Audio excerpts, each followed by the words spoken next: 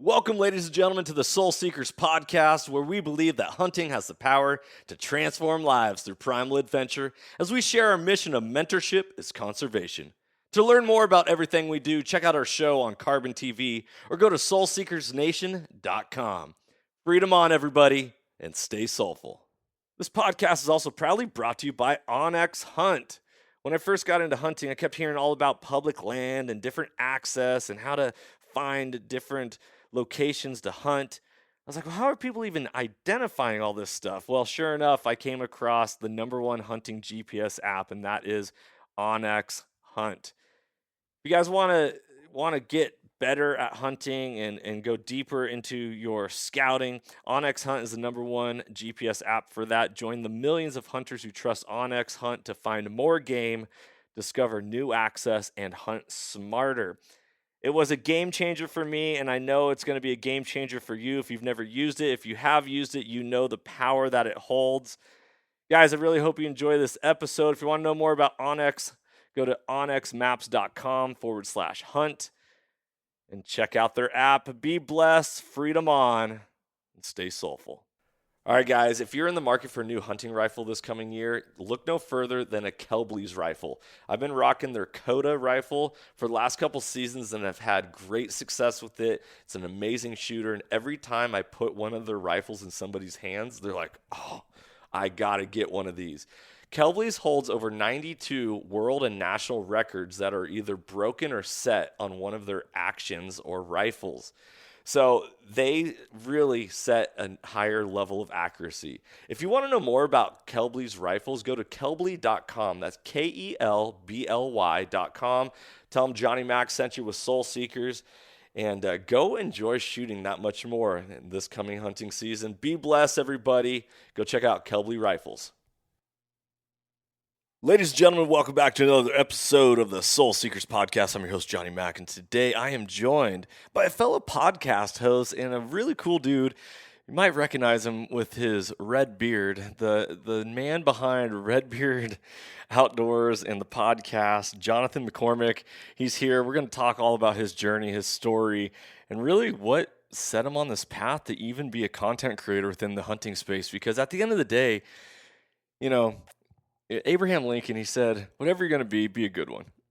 And so when it comes to whether you're just another social media account or just another outdoor podcast or you're just another guy in this world trying to be the best father, husband, and human being that you possibly can, Jonathan is there leading the charge. And so wanted to have him on the podcast, have him share a story, have him dive in and be a part of Soul Seekers Nation. So without further ado, my man, Jonathan, how you doing, brother? Doing great. Thanks for having me on, Johnny. It's you're always positive. That's something that I've noticed about you. And then you're no different in person, which I love meeting people like that in social media. You're like, hey, are they going to be like this in real life? And I'm pretty authentic. I don't put a filter on me, and I love it when I meet people like you that you're the same person in person as you are online. So it was good meeting you when we did meet here at the Western Hunt Expo, and it's just kind of going from there. Man, I appreciate that. I was very shocked. And maybe I give everyone the benefit of the doubt in life. Like, I just hope for the best. Like, hey, here we go. Like, yeah. But when I got into the hunting world, and really, this is not just hunting focused. Like, this extends to anywhere. Mm-hmm. But when I started meeting some people, I was like, oh, man. You're not who I thought you were, or you're not, it's like, so I appreciate the fact that you recognize that, because that is something like what you see, what you get on this podcast is me living my day-to-day life. And a lot of times these episodes just present themselves in like what's been on my heart and mind lately. Oh, let's go talk about it. So exactly. I'm sure that's the same with you as well. So, brother, where are you hail from? Where do you come from? So I'm from North Carolina originally, and I love the state. We actually just got back from there. We usually go out for a little over a week or right at a week, spend time with family. Until I was 18, I hadn't been any further west than the Mississippi River. Been all up and down the East Coast, up to New York, down to Florida, and everything in between. But lived in North Carolina, and beautiful state. I know why there's a lot of people that retire there. It's gorgeous. It has mountains. It's not like the Rocky Mountains, but they are beautiful mountains out there. The Blue Ridge Mountains, you just can't beat them in that October, autumn time frame. It looks like God took a paintbrush and just went across the mountains. But you know, loved it. And then I came out west. I am LDS. LDS is Mormon for a lot of people that don't know what that is. Christian. I'm a Christian just like anyone else. I feel like there's a lot of vessels that'll get us to heaven in the form of religion, but Christianity is kind of the overarching theme there. And so came out to BYU here in Utah. Just wanted to get a new adventure under my belt. Was blown away. Went to Mexico on a mission, an LDS mission for 2 years, and fell in love with the culture, the people, the food is amazing down there. I was burnt to a crisp, being as pasty white as I am as a ginger. I was walking around in a white shirt and tie and knocking doors, looking like a lobster. But it was a blast. So I'm fluent in Spanish.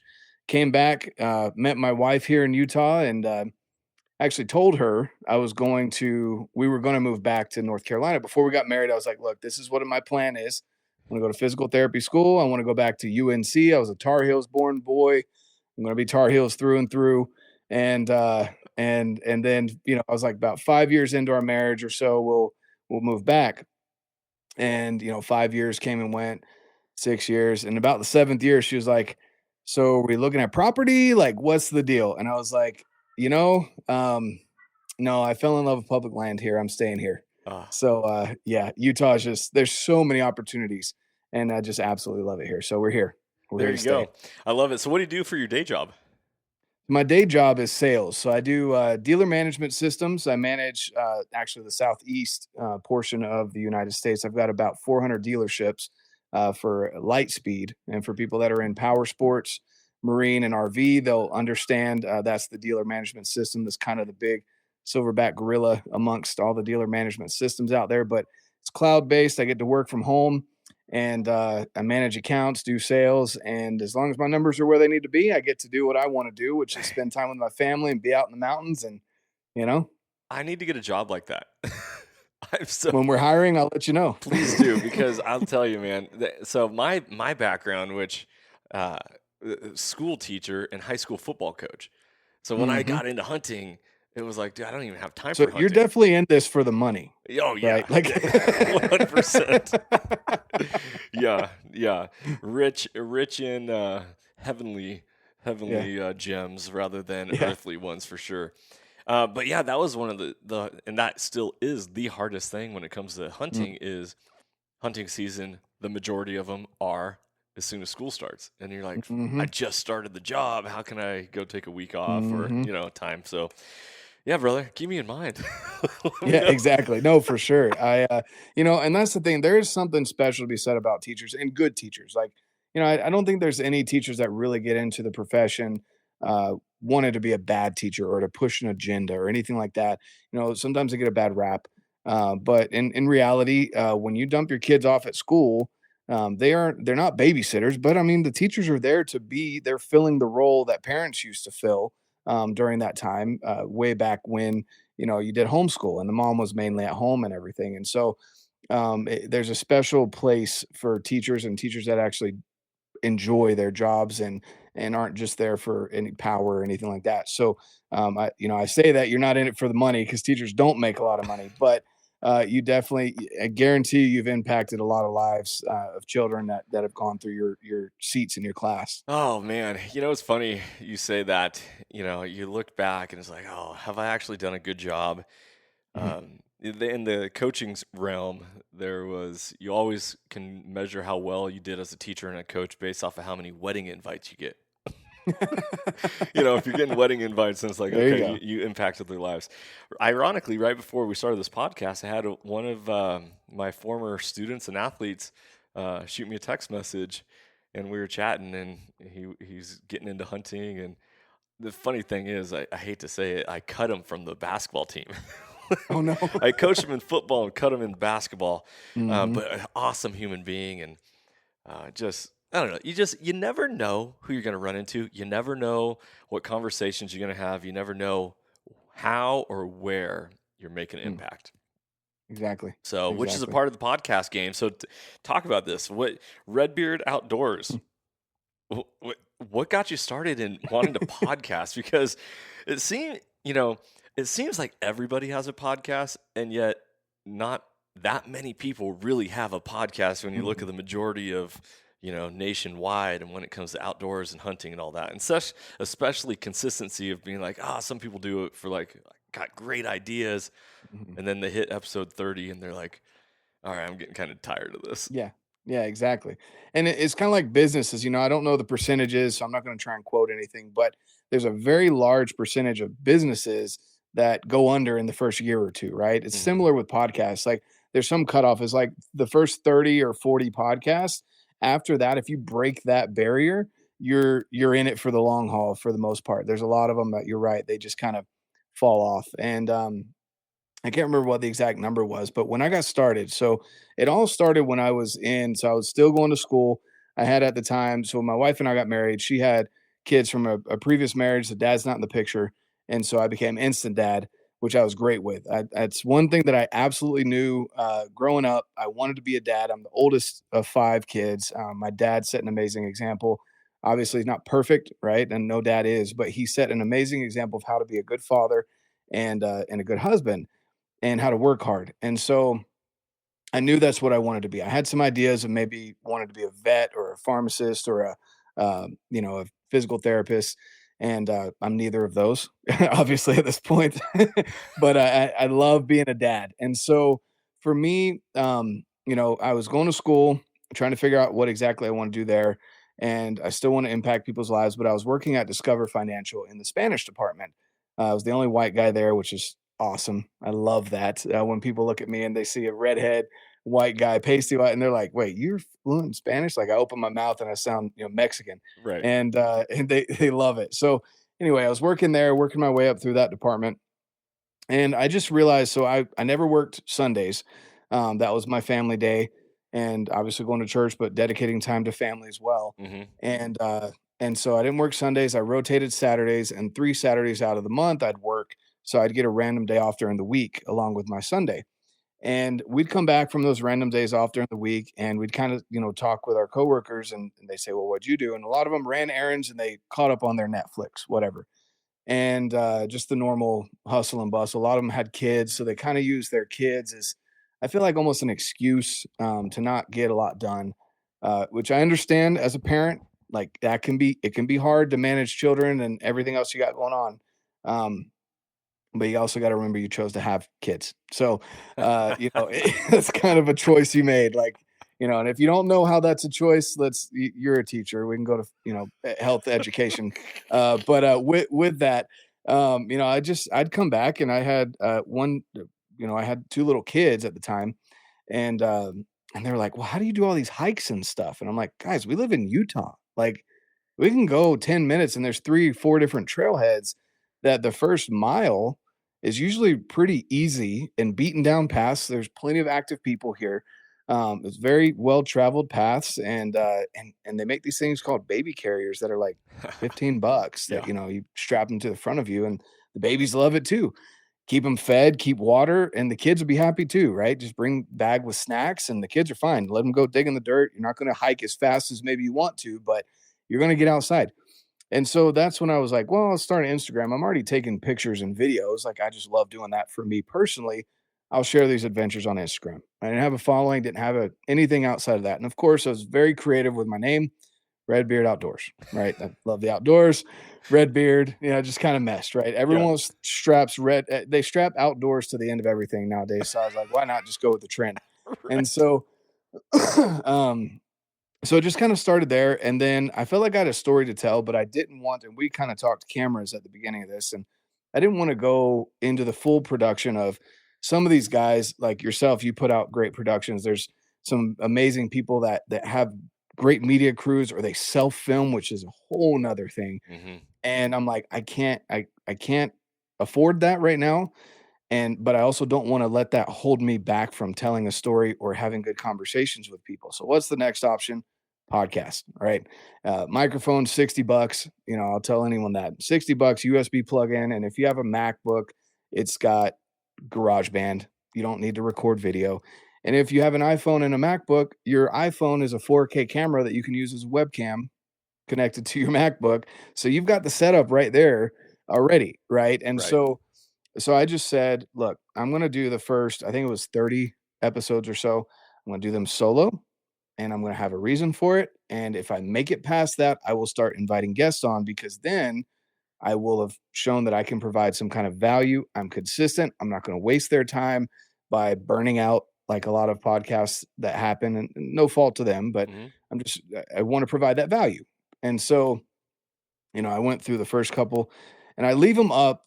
I don't recommend people go listen to them, but sure, go for it. I'm now at episode 360 something, a little over 3 years in. But if you want to go listen to episode one, go for it. It sucks, right? But I leave it up. I leave it up as a reminder of how far I've come in this time. And it's very awkward speaking to a microphone. I could speak to people and to a crowd all day, every day. Absolutely love it. Don't even have, just give me a topic, I'll go talk, right? I don't like to hear myself talk, but I love interacting with people Mhm. and having conversations. And so um, I hated speaking to a microphone and a blank screen and the little audio line that's going, across the screen. Right. Right. And so my buddy was kind enough, my wife was kind enough as well to listen in on him. And she was kind of giving me some feedback, trying to be nice. And, you know, she kind of had the idea, this is a hobby. He's not really going to do much with it, kind of deal. And my buddy, after I think the third or fourth episode, he was like, dude, I'm just gonna shoot you straight, man. And you guys have to have friends like this, okay? And he was like, look, you suck. He was like, you are not Jonathan. When I listen, like, you're a whole different person. You sound very monotone. You don't sound engaged.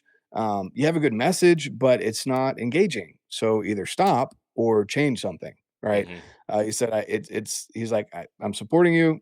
You're awesome. Love you, dude. But like, this is cringeworthy, right? And so like, I was like, okay, great. I appreciate that. So I was like, well, what can I do different? And just one of the podcasts, I can't remember where it was, but there's this switch that happened where at the time I wasn't recording video, and I just closed my eyes and pictured my audience, people that I talk to, people that, I go to their house and we talk gear, we talk hunting, we talk whatever the topic is. We can just talk for hours. The bow shop, whatever. And so I just closed my eyes and pictured who I wanted to talk to, and it was like a light switch just flipped. And my buddy, I didn't tell anyone I changed anything, put out the episode. A day or so later, my buddy texted me, he was like, what did you do different? And I was like, I just pictured the audience. And he was like, well, you keep doing that because that sounds like you. And I like that. The other one sucked. This is good. Like, and so since then, it's evolved. And I love inviting people on, letting them tell their story to my audience. I love the support of the audience. I love interacting with people, talking to them about gear, talking to them about questions they have about nutrition or family or whatever. And it's just turned into that. It's blossomed into something amazing. Just keeps going. Yeah. Oh man, good for you. Good for you. I love it. How is the family dynamic with you being a podcaster and the wife saying, it's just a hobby at the Yeah. beginning? Yeah. So, and that's the thing, guys, too. So you have to prove to your spouse, right? Like, you got to remember, I was going through school, didn't have a career under my belt. I wasn't the main breadwinner because my wife made more money than me. And that all of those were kind of, for me, personal hits. Some guys, maybe that doesn't affect you. For me, I'm like, I need to be the breadwinner. I need to be the provider. I need to be the protector. Like, I'm that kind of dude. I want to be that for my family. And all of those things were kind of pride, speaking at the time. And for her to just kind of like, she wasn't mean about it, right? But she'd poke at me a little bit here and there. Like, oh yeah, the podcaster Redbeard. And she encouraged me. She obviously did an amazing job there, but also kind of poked at me. My kids were, kind of laughing about it too. And oh, you're on social media more than we are. You're trying to post stuff, you're trying to grow, whatever. You're gonna hear that if you have kids, if you have a spouse, if you have friends, they're gonna say things. You kind of have to just roll with it. Like, honestly, growing up, I was a fat redhead Mormon in a school of 2,500 kids. I was the only Mormon. I played sports, but again, I was for up until about 10th grade, I was the fat redhead. And then, South Park came out with all these jokes about Mormons. So I got all those, and I didn't watch South Park. So like I had to start watching South Park to figure out what they were talking about. Um, and so I ended up, yeah, it could have gone two ways. I could have gone real bad and become very, introverted, depressed, upset. And I chose the other route where I was like, I just made the jokes before they could, or I would joke back with them, not in a mean way, but like just kind of poking at them too. And that built those friendships and to the point where I could kind of mesh with just about any group Hmm. that I wanted to in high school. Um, and I was cool with that. I wasn't the most popular kid, but I could fit in and I took the jokes. And so that allowed me to eventually build up to where these things didn't really affect me. I was able to kind of roll with the punches and laugh with the jokes. And you have to do that. If you're growing a brand, if you're starting a company, if you're starting a podcast, YouTube, whatever, you have to prove yourself to yourself and to the people that are supporting you because they're allowed to joke with you if you make a change. Same thing if you're losing weight, you're changing. And so the people around you are going to be like, well, either they'll go the negative route and say, oh, you think you're better than us, or they'll go the other way and they'll just kind of poke at you a little bit. But that poking eventually turns into interest. And they want to know, like, oh, you're changing. I like this. That's cool. I joked with you about it, but like, really, what are you doing? And so you have to get over that hump of the growth factor, and then once you've proven that you're consistent and you're here to stay, all of that changes Hmm. for people, and then it just grows from there. Yeah, I love it. I love it. Let's dive into the hunting aspect of this real quick. You grew up in North Carolina, whitetail country. Even Mm, some black bears out there in the mhm. Carolinas. You can chase with hounds and all that stuff. Did your hunting journey start in Carolina or did it start in Utah? No. So, my great-grandfather had the foresight to buy me he was a big, hunter, fisherman, he went to World War II, all of that, and absolutely awesome outdoorsman. Um and he bought me a lifetime hunting and fishing license in North Carolina when I was born. Um, and I went. So my grandfather was a hunter, but he kind of used his hunting as his time. And so nothing against him or anything, but he didn't want a snot nosed kid, sitting in a blind with him. He wanted the peace and quiet. Same as fishing, guys. I'm going to ruin this for you if your kids are listening to. Fish don't care if you talk in the boat. Like the grandparents out there or the parents that are saying, "Hey, shh, you're going to scare the fish." Unless you're stomping around or blasting really loud music that's going to send the vibrations into the water, fish don't care if you talk. So it's your parents or grandparents that are telling you to shut up because they want some peace and quiet. So my grandpa was kind of that way where he wanted his time, and Yeah. so I never really went hunting with him. I kind of wish we had, looking back on it now, because he doesn't hunt a lot, and now that I'm into it, kind of wish we had had that. But anyway, the fishing side I did a lot. I love bass fishing, especially topwater bass fishing, is a lot of fun. I've been out and fished in the Outer Banks. I've fished channels, all that stuff. But hunting, I went one time after my mission. No, it was just before I went to college for that first year, and I didn't like it. Now, nothing against people that do it this way. That's cool, not a problem. But no one in my family bow hunted, so we went out on a rifle hunt where we sat in an elevated box blind.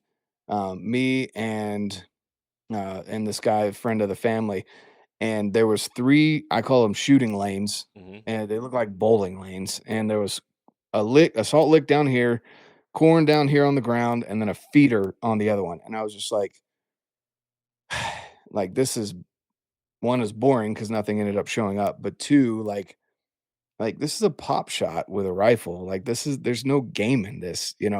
And so after that, I was kind of like, and that was for me again.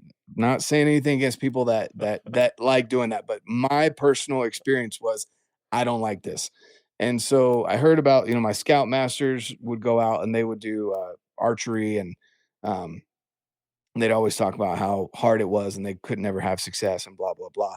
And so I just never really delved into that until I came out to Utah and that's where it really started was, I've always an outdoorsman. I'm an Eagle Scout. I don't know how much that means to people nowadays, but It seems like it's lost its luster a little yeah. bit. Yeah, and especially with the stuff that's going on with Boy Scouts and all that, it seems to kind of it's really sad. It's unfortunate, but I earned my Eagle Scout. Very proud of it. Didn't pursue anything much after that, but I earned my Eagle Scout. So I was all into the outdoors. I grew up right outside of Fort Bragg, so all of my Scoutmasters were Special Forces guys. Come to find out, they were probably the safest people I could have been with in camping at now as an adult, and I've talked to them now. I'm like, wow, these guys were badasses. Like, no wonder they got to grow beards and they were in the military. No wonder they disappear for 6 months at a time and come back. Like, right, they were cool guys. And so, and very dangerous men, at the same time. Anyway, we would do things like the Wilderness Survival Merit Badge. I remember that very distinctly. They did give us a little bit of heads up, but they said, you only get what fits in your pockets. And they were like, and you can't wear extreme cargo pants. Like, you can have up to 4 pockets. Whatever fits in that is what you get. And then they dropped us off, and then they went, they pretended like they were going to leave us. I think they were maybe not even half a mile away, a couple 100 yards away from us, just so they'd keep an eye on us. But they literally dropped us and were like, all right, we'll see you in the morning. Just like, don't leave this area and we'll be back, Yeah. And so it was a lot of fun. I love the outdoors. But anyway, getting back to the hunting, I was helping a buddy in the neighborhood move, and I kind of walked in his garage. I was like, wow, there's a lot of like dead skulls. And I think, at the time I didn't know they were Euro mounts, but like there's a lot of Euro mounts. And I was like, he probably hunts. I was like, hey, Brent, I don't know you very well. And it's kind of weird to ask, another dude to go up in the mountains with you, but, like, am I okay can I tag along this year? If you're going hunting this year, I don't know how that works, but can I go with you? He's like, oh yeah, of course. He was very open about it.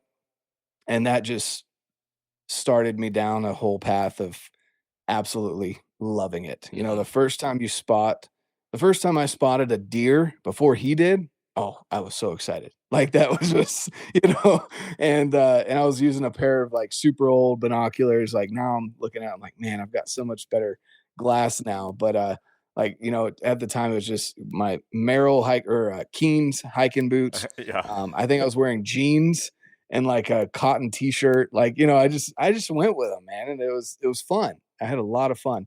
And that just started me down that rabbit hole. Man, I love it. So, it's kind of interesting hearing you talk about, sitting in an elevated box blind doesn't really, like, you wouldn't even call it hunting.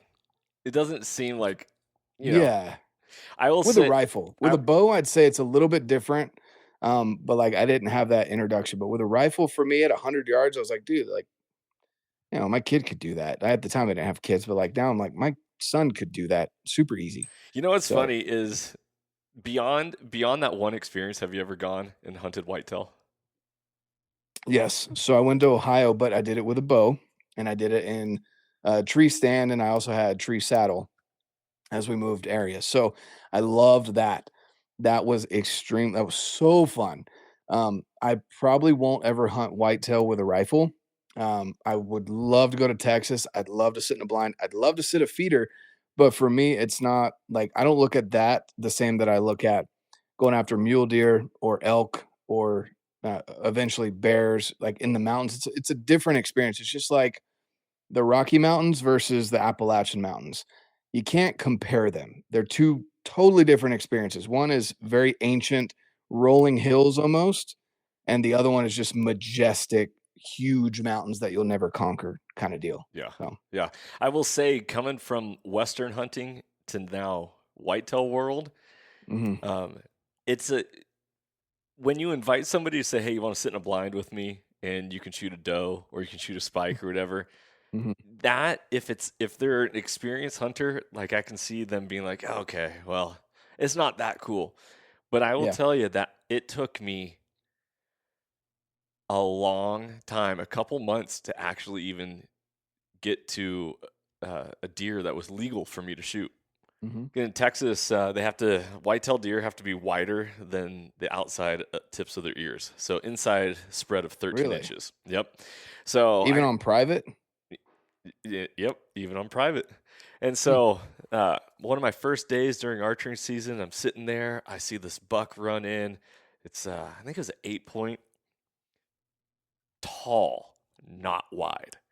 Any state, like it would have been my biggest whitetail to date, but it wasn't a legal deer. And so I learned a lot about why they talk about management versus like hunting. And so they're like, I'm talking to all my Texas buddies down here that I've developed, and I'm like, hey, what do you think of this deer? What do you think of this deer? And they're like, oh, it's young, gotta let it grow. Oh, it's young, gotta let it grow. And I'm like, I know that I'm new to this, but I also don't have that many deer heads on my wall. Like, like I've only shot a few animals in my short amount of time, which I've hunted. It's like, I really want to just shoot a deer, and I want it to be legal. I don't care how big it is. They're like, yeah, but if you do that, then, there are bigger deer that always come through and always, and you don't even know what the rut's going to be like. And this is the first year I got to hunt the rut for deer beyond 3 days in the state of Washington, where you kind of get to hunt the rut, but only for blacktail deer. And that's a whole nother ballgame. And so I'm like, okay. So the very opening day I was going to go hunt, and I had this this is the biggest deer I've seen in my life. Never got to see it in person, but on game cameras showing up. I didn't sit my very first morning opening weekend because I ended up going to Colorado on a work trip that didn't pan out. And I was like, I'll stay home and I'll make sure I'll do some family time. I'm making breakfast for the kids, and all of a sudden my game cam alert goes off, and I look, and it's that buck. And I'm like, I should be there. The wind is perfect. Like, this is exactly what I wanted. And you know what? He never showed up the rest of the season. Never saw him again. And that right there was like, oh, okay. It is cat and mouse. It's not shooting fish in a bucket. Yeah. Like there is so much strategy. Like, I don't hunt, even if I can hunt, if the wind isn't right. You never do that out west. Out west, you got enough public land where you're like, okay, well, if the stock isn't good here, I can go up this ridge and down around. Like, no, we're playing in a 160-acre square box. And if the wind isn't right for my approach or where these deer come from, you ain't hunting, even if it's a huntable day. So it's really fascinating on the psyche game. Dude, got like... I filmed a hunt, shared the episode on Carbon TV this spring, where I shoot my first Texas whitetail, and I was just beat down. I was like, dude, am I ever going to get to do this? Am I ever going to? Because my kids wanted to hunt. I had a lot of people I wanted to take out hunting, but I was like, I can't take you guys out until I fill my tag, because if you get a chance to come hunt, which, by the way, guests on my lease can only shoot spikes or does. So if I'm taking you hunting and then a target buck shows up, I'm going to end up shooting it, and you're not going to have that experience, and vice versa. And I was like, all right. So all things worked out. I ended up shooting a deer, had a great time. And this year I get to actually go into it with a little bit of a different mindset, rather than this whole frustration of like, what do you mean I can't shoot that deer? Or you don't recommend me shooting that deer? Or I need meat in the freezer and meat crisis, and the list goes on. Anyways. Oh yeah. So that's I definitely, and that's the thing is, for me, going out doing Ohio whitetail this last year, and then I'll be going up to Wisconsin. It's still a little different than Texas, but it's a little bit more mobile, I guess. You don't have set positions that you're going to be in. But it is a mind game, and that's why I say, like, you can't compare Western hunting to whitetail hunting out east, or even Texas hunting. It's a different strategy. And so again, like, I want to tell people, this is a very personal thing that I'm saying, of like, for me, that wasn't a draw to that type of hunting, but for other people, I could see why that's okay. And that's something that you enjoy. There's nothing wrong with that. You get the rush out of that. For me, I didn't get that. And that's a big thing why I went into archery hunting a lot more than going even deeper into rifle hunting was because I wanted to get closer. I was okay with failing more than succeeding. I was Mhm. okay with, playing the wind and having to creep in, and when it's so crunchy all around you, trying to make sure that the sun is behind you if the deer's down there, like all of these things. And I love that chess game. And Mhm. so I love rifle shooting, I love rifle hunting and all of that. But for me, archery does it. Whereas for other people, the rifle can do that, or a muzzleloader, or even crossbow. If you've got an injury or something like that, that you need to use a crossbow for, go for it. Like I have nothing against that whatsoever. Uh, I guess the only thing that I'm against is when people portray things trying to get some kind of clout. Say, you hunt on private land, but you're like, oh man, I was hunting so hard on public land for 2 weeks, and you're like, dude, there's a fence behind you.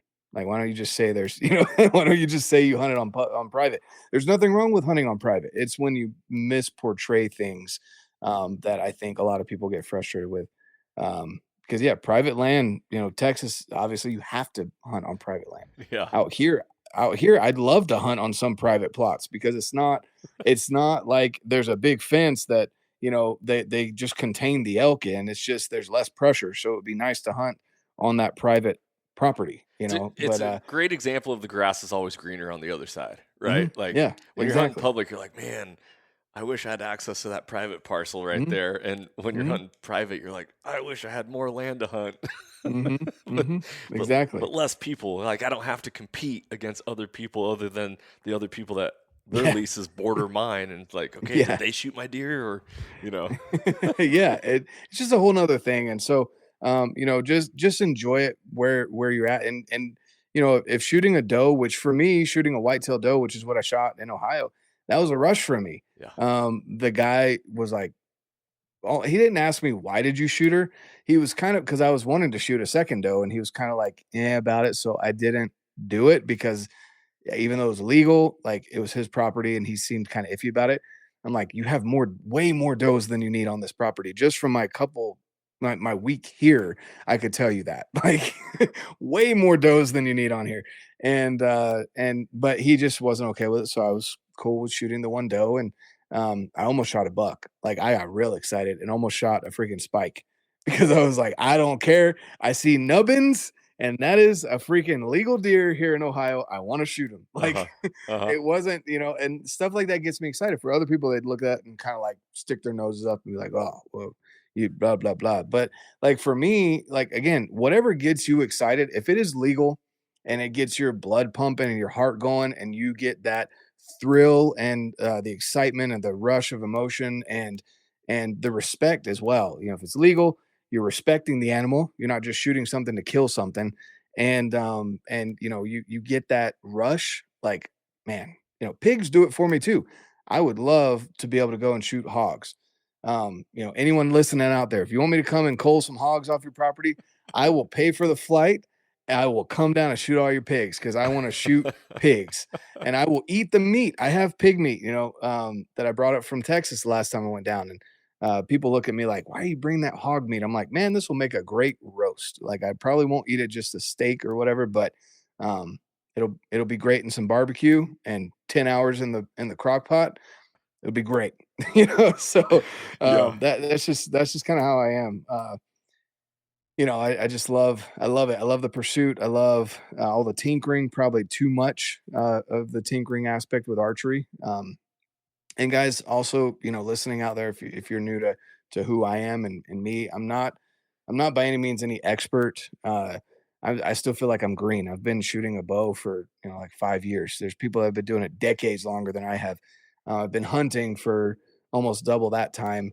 So I'm still new. I'm still new and learning and just love it. I'm passionate about it, and I want to share it with as many people as possible that are more than willing to share this passion with me. Yeah. So Yeah. that's where I I'm love at. it. How old are you now?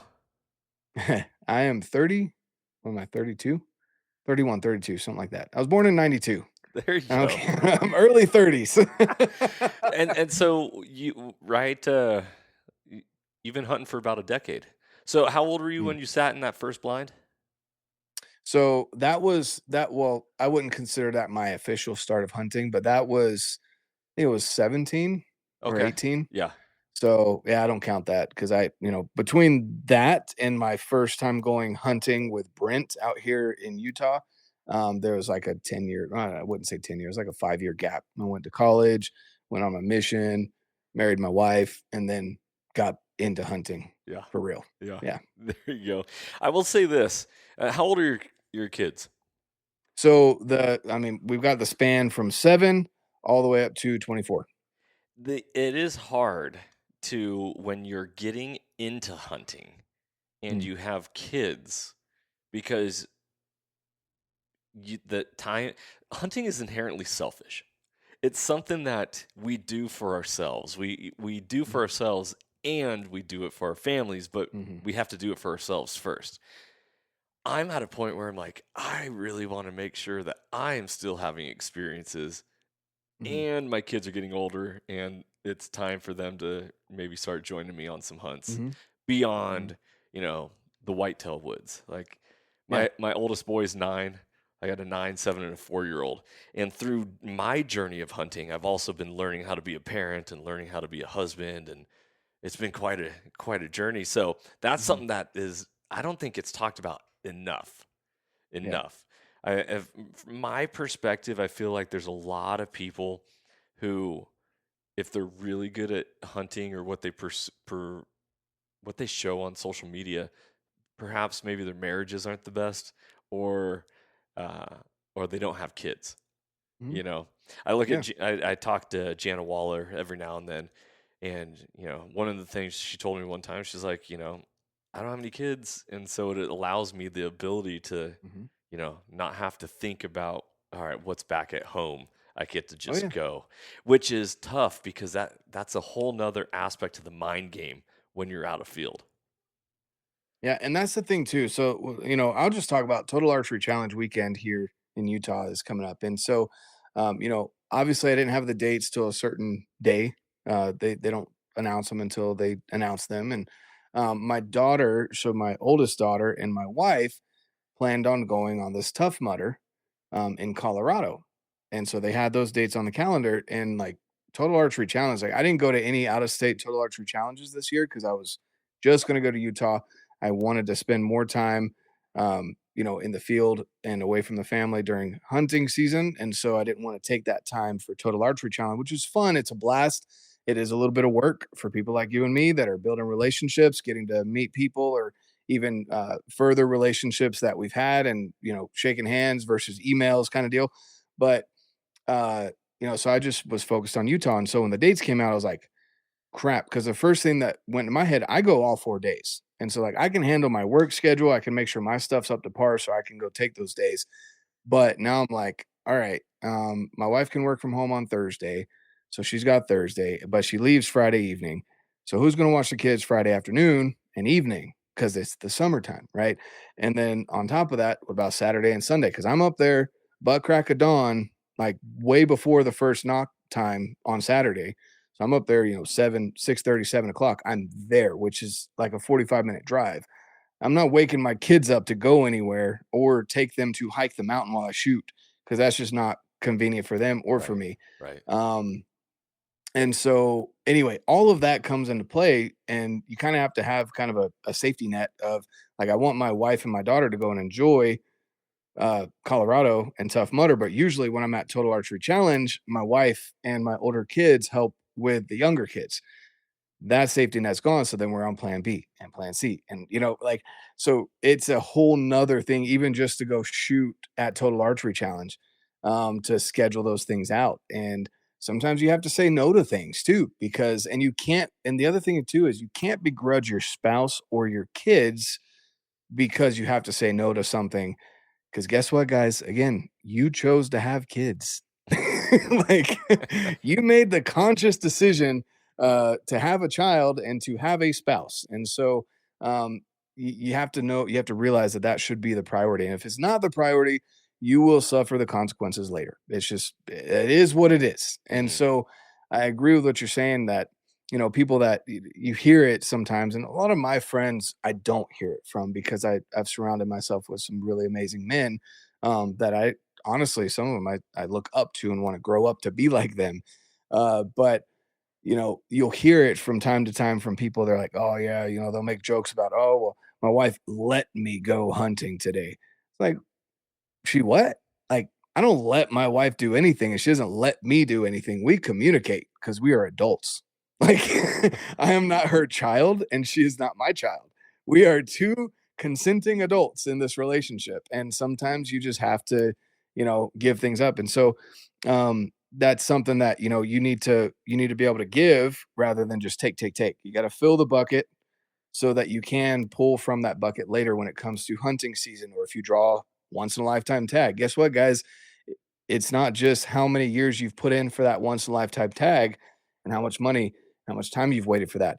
What have you done during that time frame to fill the bucket of your spouse and your kids so that you can go on that hunt and not have the mind games of sitting up there, man, I should have done this with my son. Oh man, today is my anniversary. Stuff Right. Right. yeah, don't do that. Like, build just as much time as you put into scouting out your areas and all of that. You also have to put that time into your family, and your loved ones, so that they don't feel neglected when you're gone. Make sure your bills are paid. If you're the breadwinner, make sure your bills are paid. Make sure your family knows you love them. And if you're going to be gone for a long period of time, schedule flowers, schedule a massage, schedule something for your significant other, or multiple somethings, depending on how long you're gone, so that she knows that you're not just leaving. And last thing, and I'll get off my soapbox here, but last thing, don't come back a butthead. And that's me editing that because I don't know how your podcast listeners accept things. Um, but don't come back a jerk, even if you failed, even if you unfortunately wounded an animal and couldn't find him, if you never saw the animal that you were looking for, whatever, come back as fulfilled and recharged, and share your failures with them, but don't come back worse no matter how your hunt ended up. Come back and let them know, like, man, this sucked. And I've had that conversation with my kids, because every time I come back, my kids are like, hey, did you get something? And I'm like, "Oh, no." But and like, but you could talk to them about it and why you didn't get something. Maybe you didn't prepare well, maybe you missed the shot, whatever. But learn from the experience and share that with them. Don't take it out on them, because they don't deserve it. They didn't do anything wrong. They didn't scare the deer away. They didn't do whatever. Right. And so come back better. Always come back better, no matter the outcome of the hunt. Yeah. It's a really good perspective, because at the end of the day, if you're coming back frustrated when you are supposed to be renewing yourself, there's a little conflict of interest right there. And Mhm, then everyone starts to recognize that. It's like, okay, well, dad, especially the spouse, you've had your mhm, time and you're still not happy. mhm. Like, Yeah, here we go. So, exactly. brother, let me ask you this. What has hunting done for you?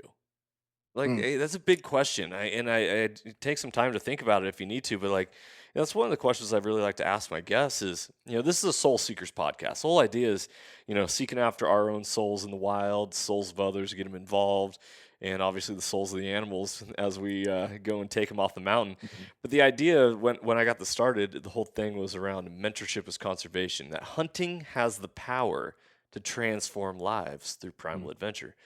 So when you say I've been hunting or I've been podcasting or I've been doing all this, like what has hunting done for you? Because we always talk about as hunters what we do for conservation and wildlife restoration and blah blah blah. But like we as humans need to be better at storytellers. And when we mhm, tell a story, that's where we hook people. We impact their hearts, and all of a sudden we hook them. And then we got their whole family, and then we got their lineage, and then all of a sudden, mhm, like, oh man, I started hunting because so and so, because blah blah blah, and now my kids hunt, and now everyone else around me hunts, or at least impacts legislation because they vote for it now because they like me as a person, and so they say, when the cat initiative in Colorado comes about, I know Jonathan McCormick over there, he's a hunter and he's pro blah blah blah. You know what? I'm not going to vote for it because I support him and whatever he supports. So mhm. it's a big way to impact the world, and it starts with us. So how has hunting impacted you? Man. Um, One, I'll say, a lot of people say that's their church when they're up on the mountain. And I personally disagree with that. And again, this is personal. So, you guys have your own opinions, but church is church. The temple is the temple for me. But being up on the mountain is a whole nother aspect of my relationship with God that is, it's unique. And I love sitting there, even as I love mornings. It sucks getting up early. It sucks hiking in the dark. But when you get up there, and you hear the mountain waking up or the woods, if you're out in the whitetail woods, you get to hear the woods waking up, the birds start chirping, and it's almost like, things are stretching their legs and just kind of, getting that big morning stretch, and things start to move. You start seeing the deer or the elk, or maybe even if you're looking for bears or whatever. I love that time in the morning, seeing the sunrise on the mountain. It's magical because it goes from super quiet, which that was another thing here in Utah. That was weird for me coming from North Carolina, where it's crickets and bullfrogs and all this other crap out in the woods. The first time I camped out in Utah with no other people around, just by myself, Silent. dude, oh my freaking heck. Like, I was like, why am I freaking out right now? I'm not scared of the dark. And then I realized, like, it is silent. And so, like, it was weird, but I've grown to love, like, just that moment before the sun comes up, hearing that silence, just sitting there and watching it, watching the sun come up and hearing the mountain wake up. For me, that's very replenishing. Again, if I don't even see a deer, or if I do and it's not in range, whatever, I love seeing that. I love connecting with God on that, in that way, because I personally look at God as the ultimate creator, the ultimate scientist in a way, whatever human term that we need to put on it, but he created every single one of those things. He knows how everything interacts and why certain things do things and all of that, like way above my pay grade and my knowledge. And I just love to sit back and marvel at that, and to know that I get to be a little part of that. That hunting has done that for me. And then the constant pursuit. I think a lot of us people that are entrepreneurial minded, and as a continuous podcaster, you've got that entrepreneur spirit of some kind. I've seen you, meeting people or continuing your relationships with the companies that you work with, and how you are passionate about that and getting to know people and sharing your message. So I know you relate to that as well. But the constant pursuit of getting better. And getting better for me isn't bigger horns or antlers on an animal. Getting better for me is, how close can I get to that deer? How close can I get to that elk without them even knowing I'm here? Mhm. How, it's just stuff like that, just the constant pursuit of being better, which also, again, going back to the soul seekers and Christianity portion of it, I, being a father myself, I look at God in a different way than maybe a single person or whatever. He is not just heavenly father, like it's not just a word that I say. He looks at us and wants us to be the best that we can be. And he, just like I want my kids to surpass my abilities and to be better than I am, I firmly believe that we have that drive. At least good parents have that drive, because it's a divine drive that's been given to us from our heavenly father, because he wants us to surpass him in the eternities. He wants us to get better and constantly progress. And so hunting for me is an analogy for that, because you constantly get better. It's not just about, the best gear and stuff like that.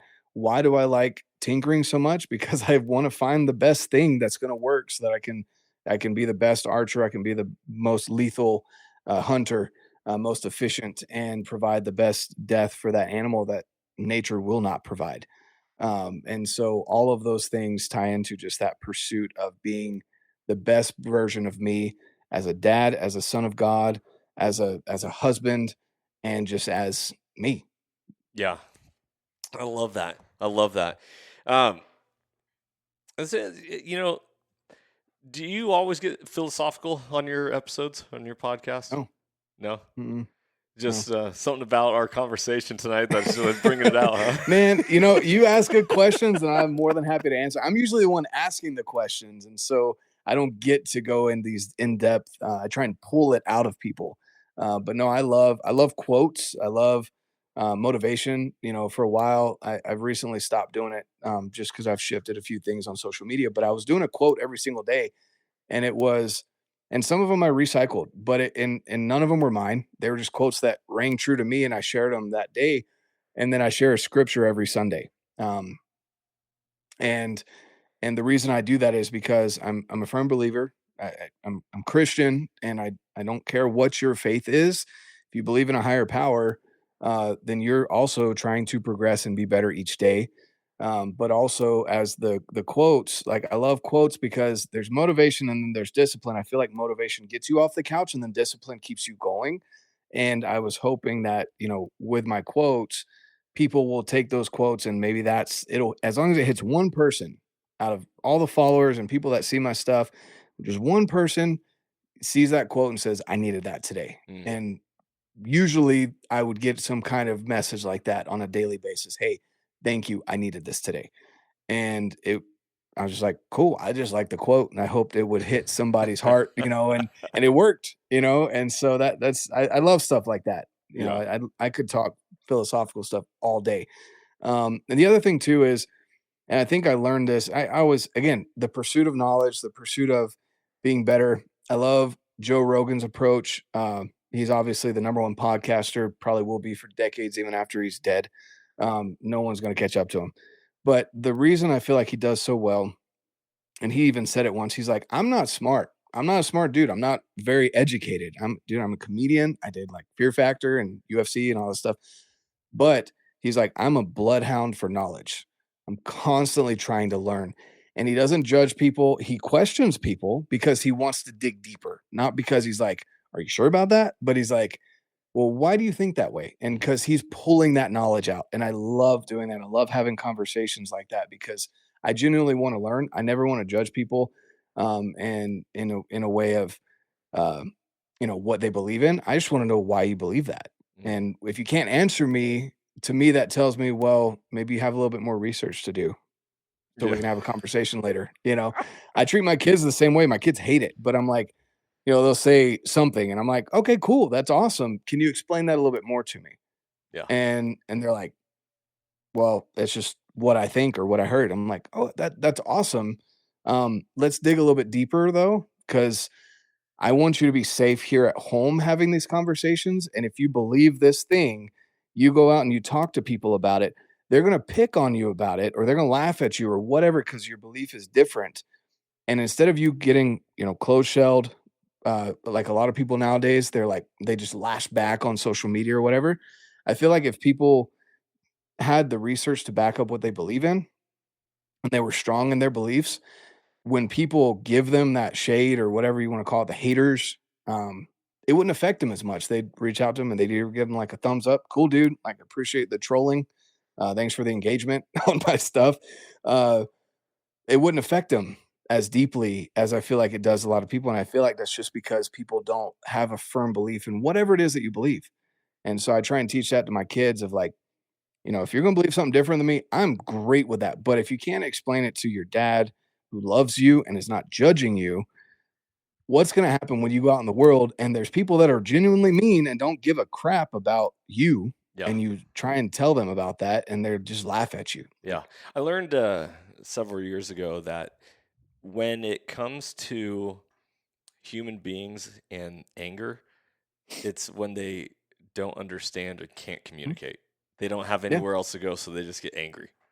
And so it's like, why do parents get upset when kids ask why? Yeah. Because they don't have an answer.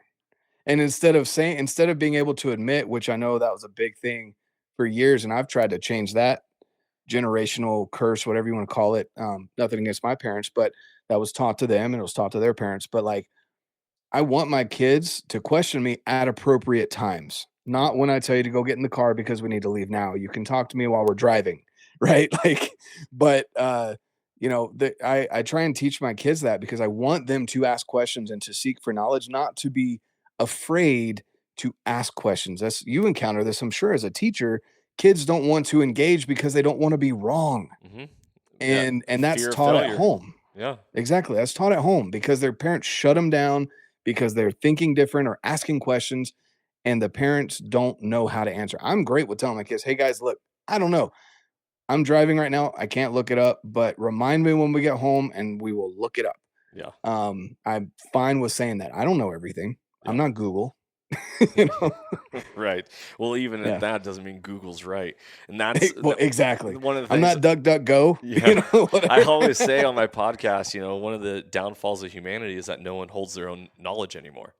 That people need actual physical, tangible books. If you like an Mhm. audio book, awesome. Buy the actual physical book. Mhm. Refer back to it. Know things. Don't just, Mhm. well, let me go look it up real quick. Mhm. So, there's a difference between being able to look something up and actually being smart and holding knowledge. And that is lost in today's AI world and all that. This is a whole nother podcast that we could Oh, yeah. go down, but Got another couple of hours? Okay. yeah, right.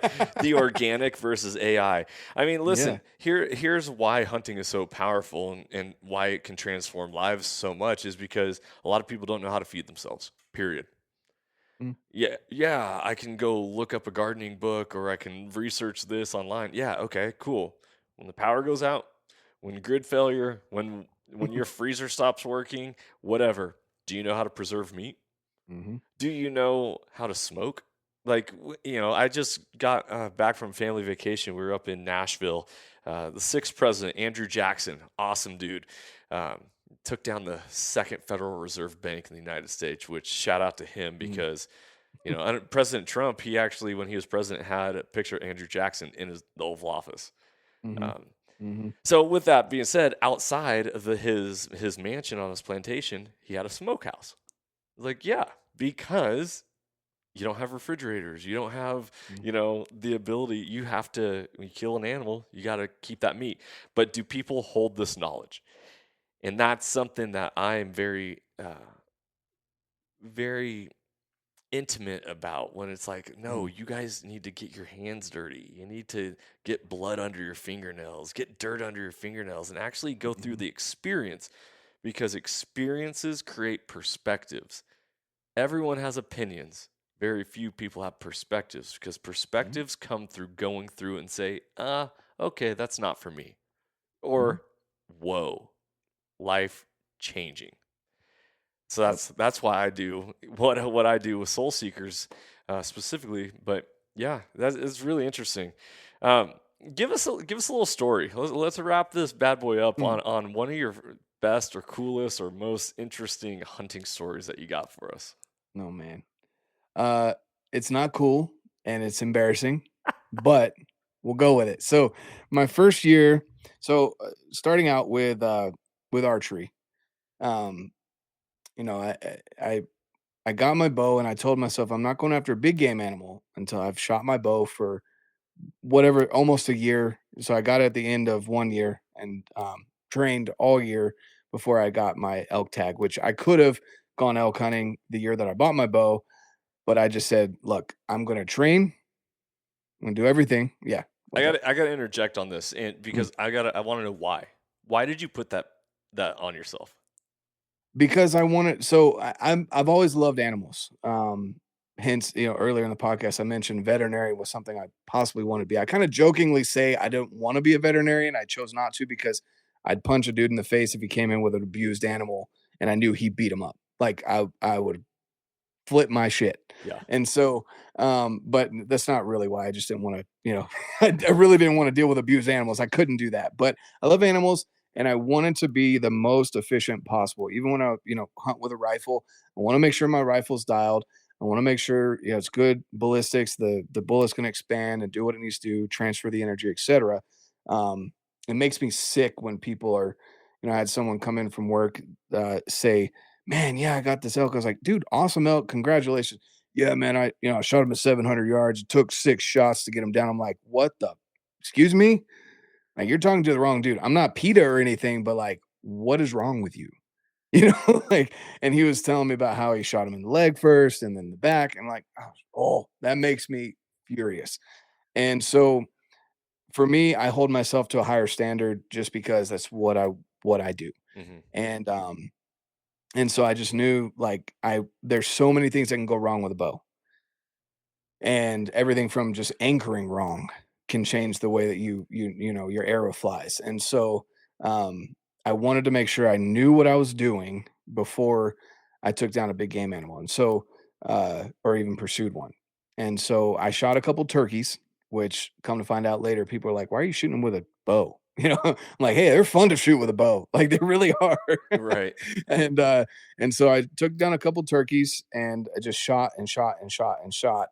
Um, and then I got my over the counter elk tag, which we're able to do here in Utah.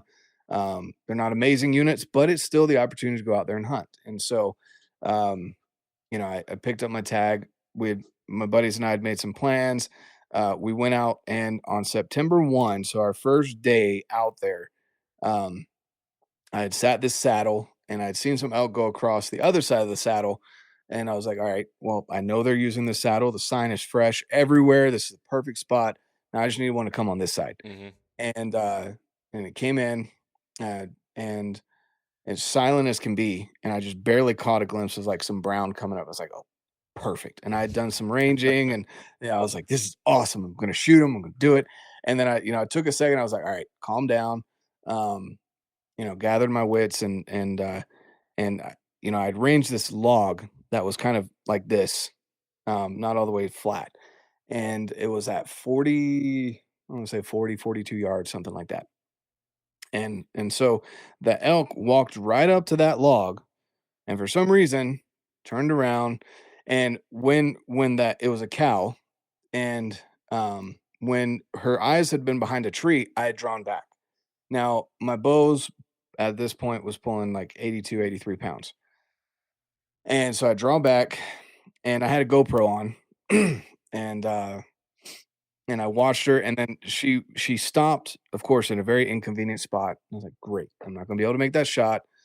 And then she turned around, and I tracked her with my bow, just all the way across. I was like, wait, I was like, okay, she stops here. Perfect. Oh, dang it. She kept walking, and like all this is going through my head. She stopped, and then she came up like facing me. And I was like, man, like, and I had set boundaries for myself. And I say people should do this, because when you're caught up in the moment, you're just going to fling an arrow if you don't. And I said, I'm not shooting a frontal shot on my first elk. I don't know the elk anatomy enough to do that. I'm not going to go down that rabbit hole. I'm not going to try it. If it's frontal, I'm just not shooting. It's going to suck if it happens, but I'm not going to do it. So she was facing me, had come a couple steps closer.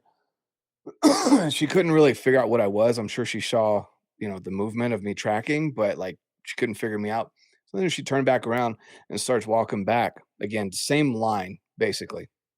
And I'm still tracking her, right? And I've still full draw this whole time, and she gets back to that log that's like this.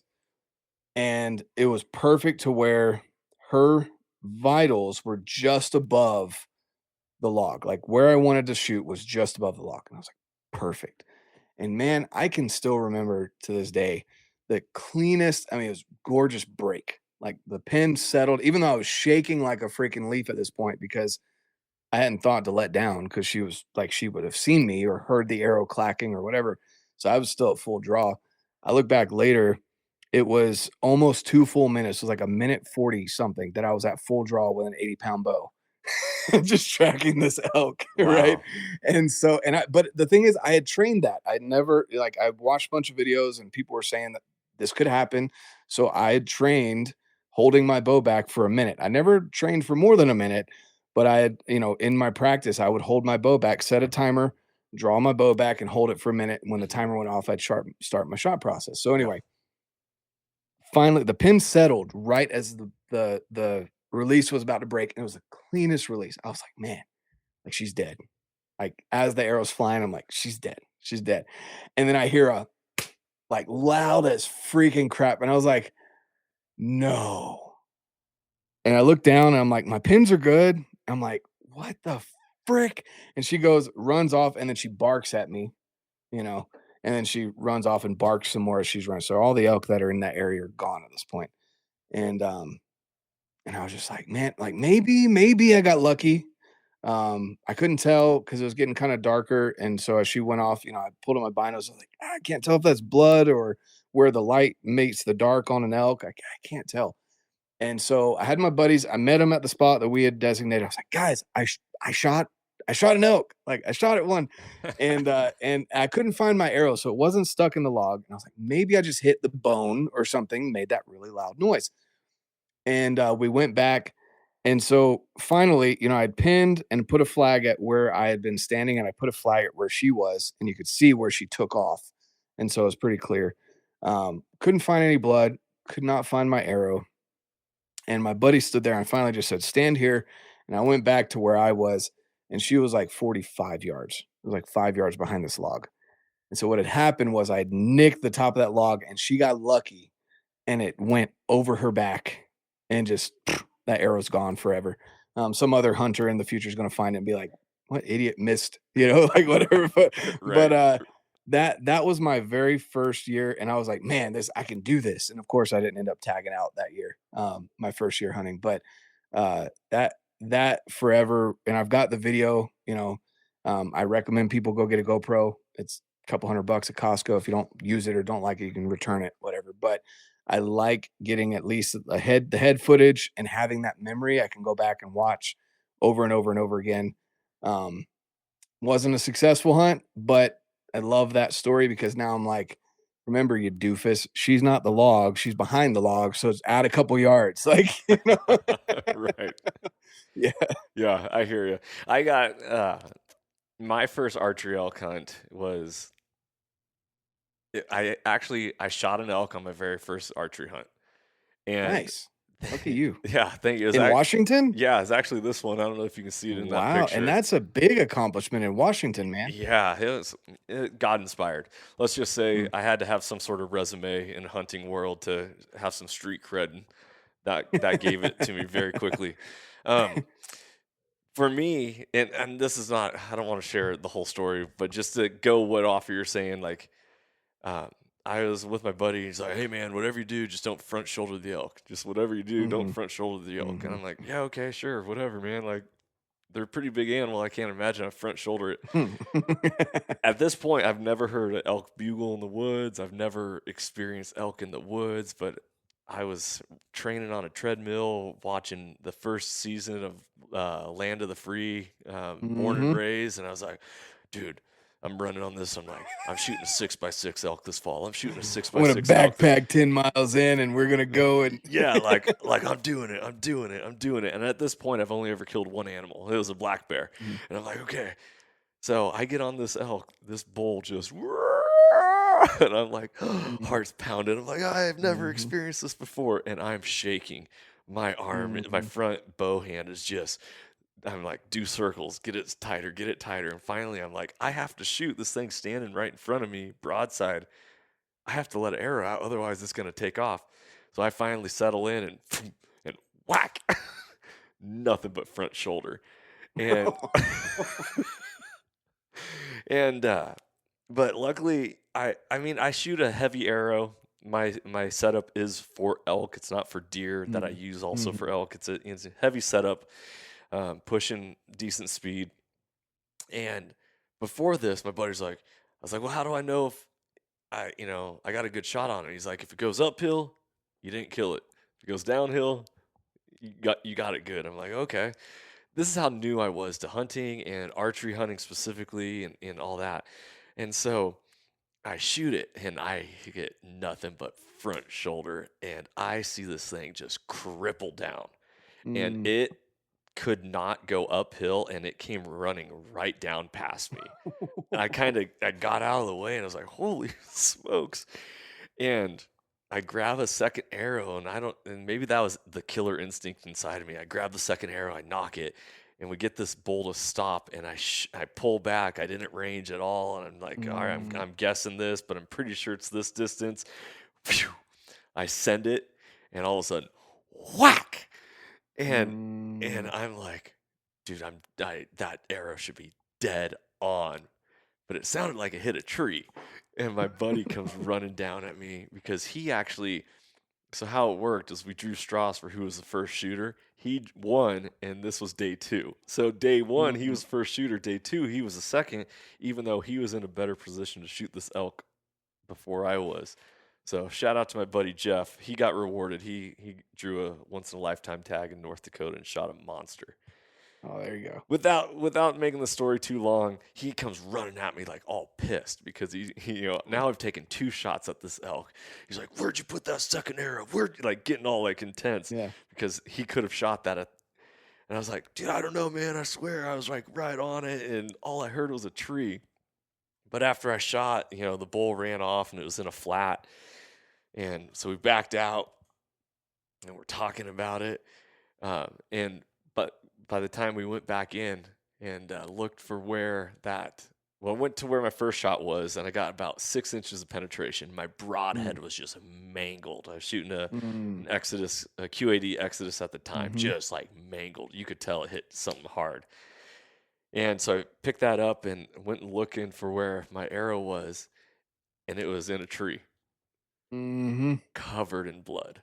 I did double lung pass through, and it stuck in a tree. Oh, that's awesome. And so what I did is I did hear a tree, but it was on the exit in that. And, oh, dude, just like. Oh, that's awesome. Yeah. So that was my first experience of like. Yeah, I wish I'd had that tree experience. Okay. My arrow will be forever part. Maybe people a decade or 100 years from now, they'll be like, "Oh, look at these broadheads. Who shot these stupid things?" Like. Right. Oh man, I love it. Well, brother, thank you so much for coming on the show, sharing some of your perspectives, stories, your passion for the outdoors and hunting and all that. I want to make sure that I covered everything that, is there anything left on the table that you feel like you need to make sure people hear and know about you? No, I'm just a simple dude that loves the outdoors. I've got a family. I love my family. I'm not perfect. I'm not an expert, but I am consistent, and I love answering questions. So if anyone has questions, feel free to reach out to me on social media. I'm on Instagram, just Redbeard Outdoors. You can shoot me an email, redbeardoutdoors1@gmail.com. More than happy to answer questions, and I'd love for you to come and check out my show, and obviously we're gonna have Johnny on the show as well. So I love it. All right, well, brother, thank you so much for coming on, sharing your insight and your passion and love for the outdoors. Guys, thank you so much for tuning into this episode. If you liked it, please go share, subscribe, like it, thumbs up, leave a comment, a review. All that helps to continue to share the mission of mentorship as conservation. Remember that hunting has the power to transform lives through primal adventure, as you can never outgive good. As mentorship is conservation, Johnny Mack for Mr. Redbeard himself, Jonathan McCormick. Be blessed, freedom on, and as always, stay soulful. If you enjoyed today's podcast and want to support the show, you can always like, share, subscribe, and leave a rating, as it helps us share our mission of mentorship as conservation. Thank you so much for tuning in and being a part of Soul Seekers Nation as we transform lives through primal adventure. If you want to get more connected with the podcast, check out the Soul Seekers Nation Facebook group, as I look forward to connecting with you on the next episode. So stay tuned and stay soulful.